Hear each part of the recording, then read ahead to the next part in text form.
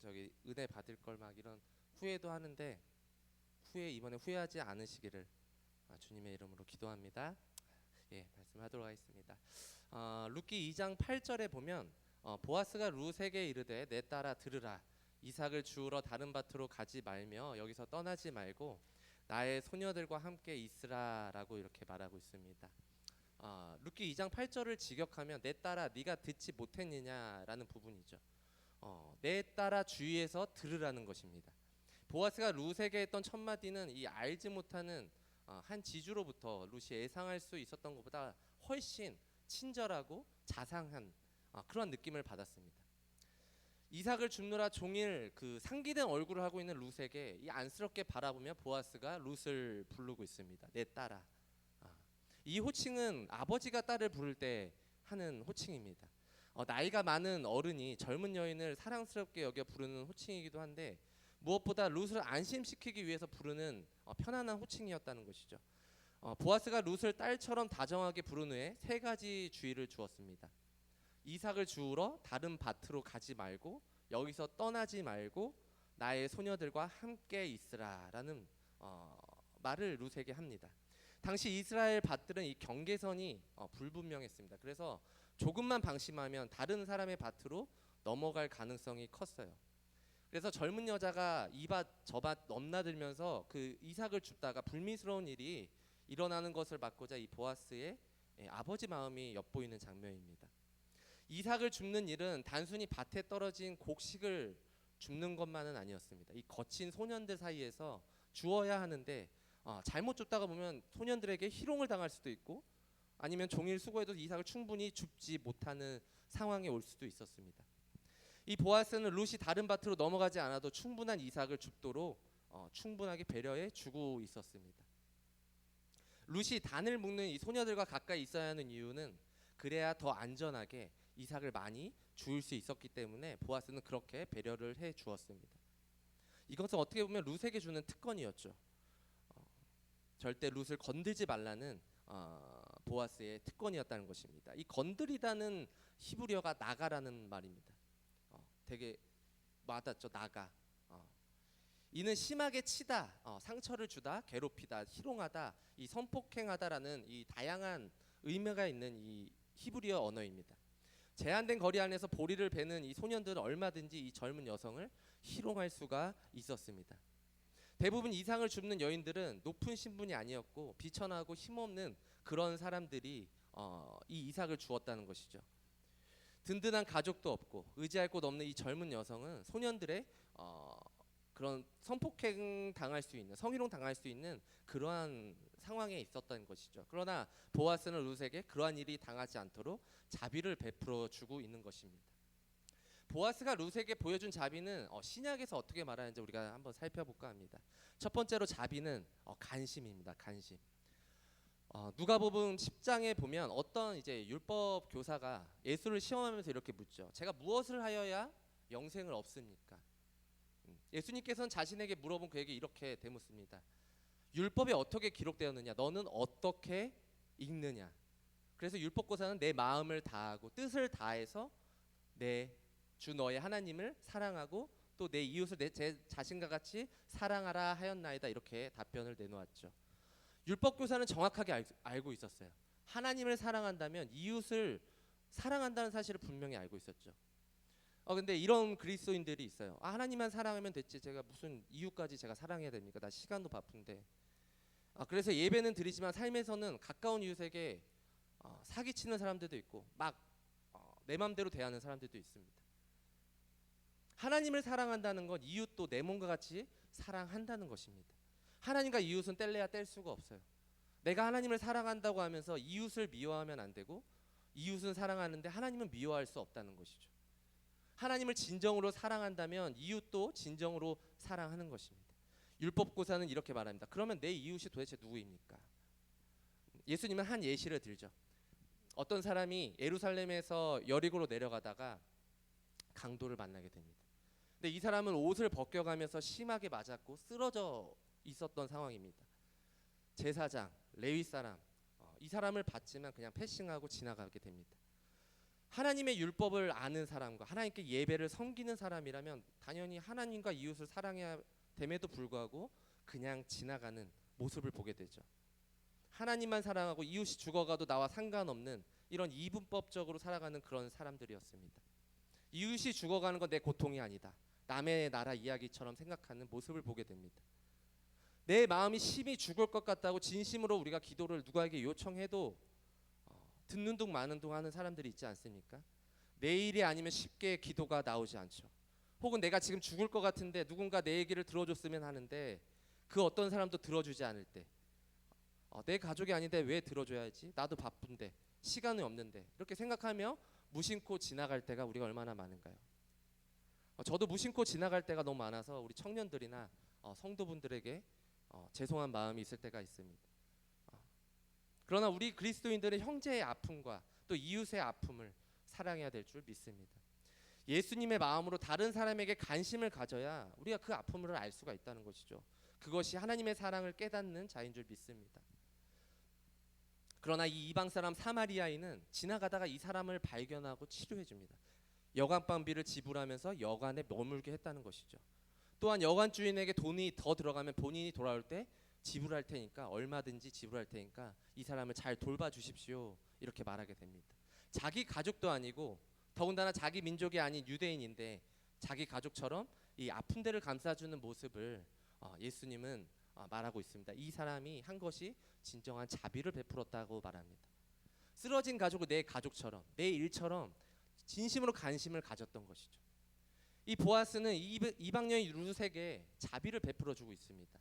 보아스는 모압에서 있었던 나오미와 이 룻에 대한 이야기를 들었을 때 나오미는 남편과 자식들을 잃었고 룻은 남편을 잃었다는 것을 들었습니다. 보아스는 나오미와 룻에게 긍휼의 관심을 가지기 시작했습니다. 어떻게 저런 상황인데 다시 이곳으로 돌아왔을까? 굉장히 하나님을 잘 섬기는 나오미의 가정이 참으로 안타까웠기 때문입니다. 그는 또 룻이 이삭을 줍다가 목이 마르면 소년들이 길어다 놓은 그 그릇에 부어놓은 물을 마시라고 말했습니다. 이 팔레스타인 지역의 이 뜨거운 햇볕 아래에서 이삭 줍는 사람들은 마실 물을 가지고 다녀야 했어요. 그래서 보아스는 룻이 이미 길어온 물을 마음껏 마실 수 있도록 환경을 열어줬던 것입니다. 보아스는 룻에게 9절에 보면 이렇게 말합니다. 우리 다 함께 읽어보도록 하겠습니다. 시작. 그들이 베는 밭을 보고 그들을 따르라. 내가 그 소년들에게 명령하여 너를 건드리지 말라 하였느니라. 목이 마르거든 그릇에 가서 소년들이 길어온 것을 마실지니라 하는지라. 이 장면이 요한복음 4장에 보면 예수님이 유대를 떠나서 이 갈릴리로 가셔야 되는데 사마리아를 지나가는 장면이 나옵니다. 그런데 이 사마리아 땅은 유대인들이 잘 들어가지 않았어요. 왜냐하면 유대인들은 사마리아인들을 이방 민족으로 이 개만도 못한 민족으로 취급했기 때문에 절대 그쪽으로 가지 않았습니다.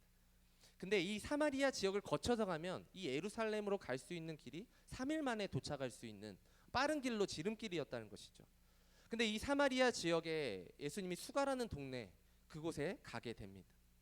이곳에 야곱의 우물이라고 해서 야곱이 요셉에게 준 땅과 가까이 있었습니다. 이 여인은 다른 사람이 나오지 않는 그 뜨거운 낮 제 6시라고 나오지만 12시에 택해서 그 자리에 나가게 됩니다. 성경에는 6시라고 나오지만 12시로 낮 12시로 말하고 있습니다. 낮 12시는 이 당시에 굉장히 힘든 계절 여름이었는데 그 뜨거운 계절에 나오기가 힘들었죠. 여러분 12시 되면 여러분 요즘 나올 수 있나요? 네, 못 나오죠. 그렇죠? 저도 피합니다. 웬만하면 피하고 싶은 게 이 여름의 열대야인 것 같습니다. 이 여인도 더워서 피하고 싶었지만 다른 사람들이 많이 돌아다니는 그 시간에 같이 다니게 되면 자기가 그 사마리아인이라고 하기 때문에 발음이 안 되네요. 사마리아인이라는 말을 듣고 싶지 않아서 이방 여인이라는 그 사람들의 삿대질에 그 피하고 싶어서 이 낮 12시에 사람들이 다니지 않는 그 12시에 가게 됐죠. 근데 사람이 없을 줄 알았는데 그 유대인 사람처럼 보이는 한 사람이 그곳에 있게 됩니다. 바로 예수님이 그 자리에 있었다는 것이죠. 유대인들은 사람들을 피했지만 예수님도 당연히 피할 줄 알았지만 그녀에게 말을 겁니다. 그래서 물을 좀 달라고 하시죠. 나에게 물을 좀 달라. 유대인들에게 사람 취급도 못 받는 여인이었는데 예수님한테는 존귀함을 받는 것에 이 감격을 하게 되죠. 이 여인에게 5명의 남편이 있었고 지금도 남편이 있지만 그마저도 이혼한 것과 마찬가지로 살고 있었던 여인이에요. 어디 가서 제대로 말할 수 없는, 자신의 상황을 말할 수 없는 그러한 형편에 있었다는 것이죠. 예수님은 이 여인의 아픔을 너무나 잘 알고 있었어요. 다른 사람에게도 물을 달라고 했을 수도 있겠죠. 이 이방 여인에게 물을 달라고 한 것은 실제로 더워서 달라고 했지만 역으로 이 여인에게 영원한 생명수를 주기 위해서 이 여인을 만난 것입니다. 예수님이 육신적으로 이 여인에게 자비를 받았지만 여인에게 영적으로 영원한 생수를 주는 자비를 베풀었다는 것이죠. 두 번째는 자비는 하나님의 온전한 상이에요. 룻이 얼마나 기뻤을까요? 이 보아스의 밭에서 죽게 되었을 때 얼마나 기뻤을까? 혹여나 보아스의 밭에서 쫓겨나지 않을까? 이방 사람이라고 해서 무시하지 않을까? 이삭은 과연 죽고 갈 수 있을까? 그러한 마음도 있었을 것입니다. 이곳에서 이렇게 죽는 것만도 큰 힘입니다. 근데 보아스는 이 룻에게 다른 밭으로 가지 말고 여기서 이삭을 주우라고 합니다. 그러면서 목이 마르면 소년들이 길어온 그 물도 마시라고 권하게 되죠. 룻이 보아스에게 이러한 자비를 받게 된 것은 효심 가득한 이 룻의 이야기를 들었기 때문이에요. 10계명에서 5계명이 뭐예요? 내 부모를 공경하라고 말씀하시잖아요. 영적인 부모이신 하나님께 우리가 잘하는 것도 중요하지만 육적인 부모님에게도 굉장히 잘해드려야 돼요. 에베소서 6장 2절에서 3절을 보면 내 아버지와 어머니를 공경하라. 이것은 약속이 있는 첫 계명이니 이로써 내가 잘되고 땅에서 장수하리라 이렇게 말씀하셨어요. 부모님한테 잘해드리면 하나님께서 특별히 하나님의 상을 주시는데요. 이 에베소에서 나온 말씀처럼 이 땅에서 장수하는 그런 상을 주신다고 합니다. 부모님을 공경하면서 이 땅에서 잘되지 못한 사람은 제가 이제까지 살면서 못 본 것 같아요. 사업이면 사업, 일이면 일, 결혼이면 결혼, 가정의 평강이라든지 뭐든지 다 잘 되는 것 같아요. 나중에 여러분 결혼하면 시부모, 또 장인어른, 장모님도 부모님입니다. 똑같이 잘해 드려야 합니다. 아셨죠? 왜 아멘의 소리가 안 하세요? 아셨죠? 아직 결혼을 안 하셔서 그런지 네, 하셔야 돼요. 나중에 그렇게 결혼하면 내 부모님만 잘하면 안 돼요. 우리 장인어른, 장모님, 또 시부모님한테 잘해야 하나님께서 축복을 해주신다는 겁니다. 이방 나라 모압에서 하나님을 몰랐던 룻이 시어머니 나오미를 통해서 이제 하나님을 만납니다. 남편이 죽었기 때문에 룻은 시어머니 나오미를 떠난다고 아무도 욕할 사람은 없었습니다. 룻기서 1장 16절에 보면 룻이 가로되 나로 어머니를 떠나며 어머니를 따르지 말고 돌아가라 강건하지 마옵소서. 어머니께서 가시는 곳에 나도 가고 어머니께서 유숙하시는 곳에서 나도 유숙하겠나이다. 어머니의 백성이 나의 백성이 되고 어머니의 하나님이 나의 하나님이 되시리니 이렇게 말하고 있습니다. 나오미가 첫째 며느리 오르바처럼 룻의 인생을 위해서 자신을 떠나라고 말하지만 이렇게 말한 것입니다. 나오미가 믿고 섬기는 하나님을 룻도 따라가겠다고 말하고 있는 것이죠.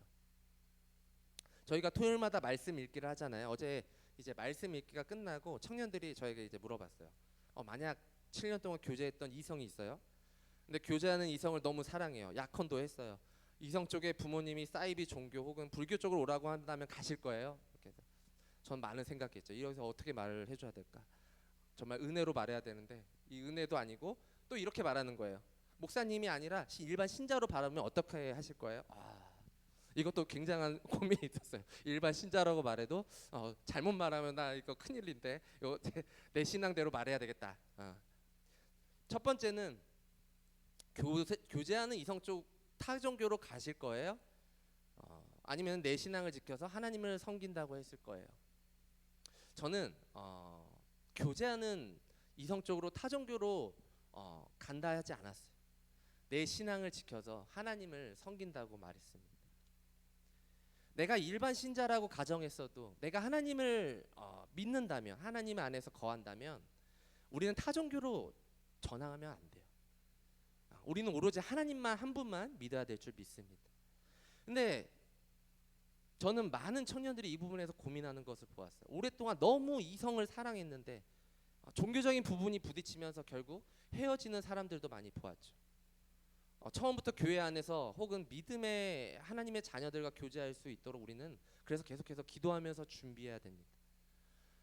사람만 놓고 내 스타일이다, 나랑 성격이 맞는 사람이다 라는 것만 바라보고 결혼하면 나중에 결혼이 굉장히 힘들 수도 있습니다. 만약 이성 친구가 지금 결혼할 사람이라면 루처럼 하나님 만나기를 기도하십시오.